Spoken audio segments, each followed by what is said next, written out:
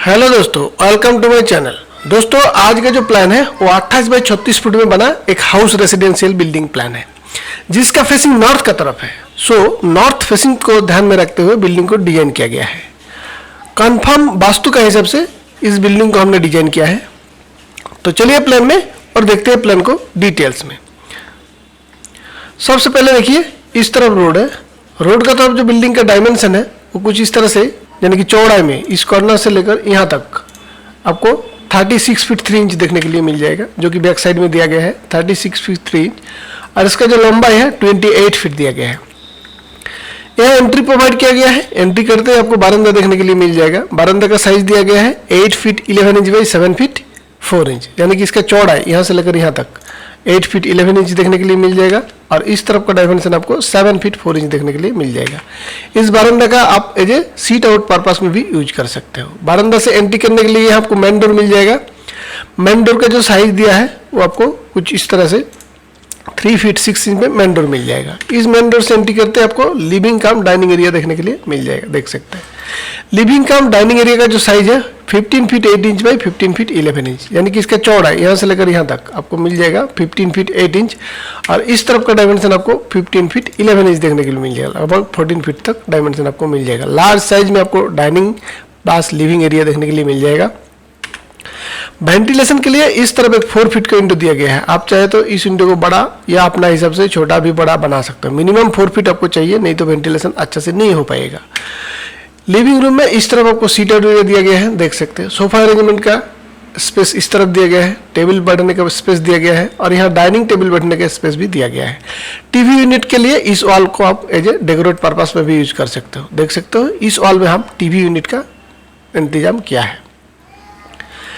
Living area से इस तरफ आएगा तो आपको किचन देखने के लिए मिल जाएगा। किचन का जो डोर साइज दिया है वो आपको 3 फीट देखने के लिए मिल जाएगा। 3 फीट का किचन डोर से एंट्री करते हैं आपको 8 फीट 1 इंच बाई 9 फीट का एक किचन देखने के लिए मिल जाएगा। किचन का जो चौड़ाई है, माने जो इस तरफ का डायमेंशन 8 फीट 1 इंच दिया गया है और इस तरफ का डायमेंशन आपको 9 फीट देखने के लिए मिल जाएगा। इस तरफ वेंटिलेशन विंडो दिया गया है। आप चाहे तो इस तरफ और एक वेंटिलेशन विंडो रख सकते हो। यहाँ एल शेप में आप किचन टेबल बनाने का प्रोविजन बना सकते हो। इस तरफ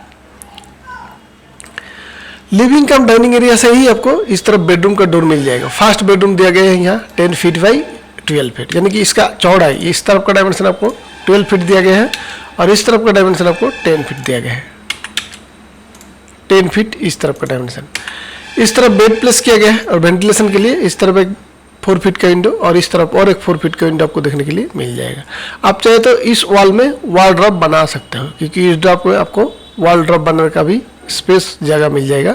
और चाहे तो इस वॉल में भी बना सकता है, इस वॉल में। नेक्स्ट इस तरफ आएगा तो सेकंड बेडरूम देखने के लिए मिल जाएगा। यहाँ डोर दिया गया है। डोर साइज हमने 3 फीट रखा है। इस डोर से एंट्री करते आपको बेडरूम देखने के लिए मिल जाएगा। 10 फीट बाई 13 फीट 11 इंच का बेडरूम दिया गया है। बेडरूम का चौड़ाई दिया गया है 10 फीट और लंबाई दिया गया है 13 फीट 11 इंच।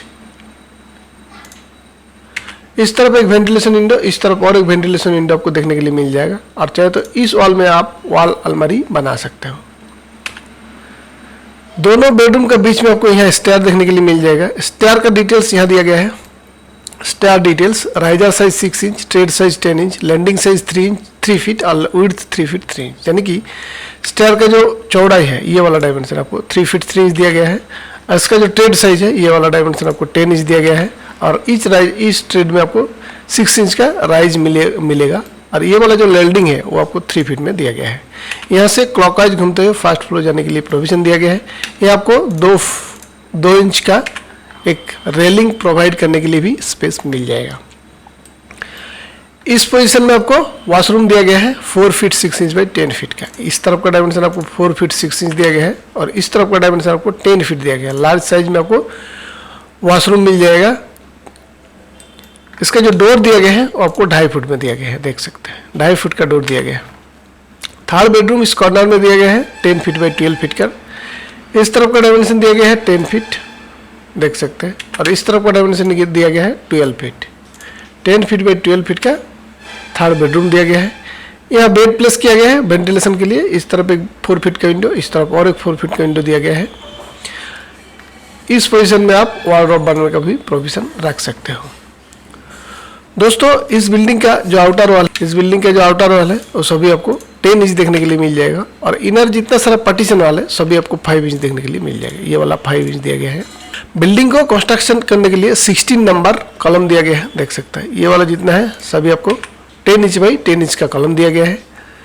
इस बिल्डिंग का स्क्वायर फुट एरिया आपको 1015 स्क्वायर फुट है, और इसका जो प्रोजेक्ट कॉस्ट आने वाला है वो आपको 15 से 16 lakh per unit for ground floor के लिए आएगा।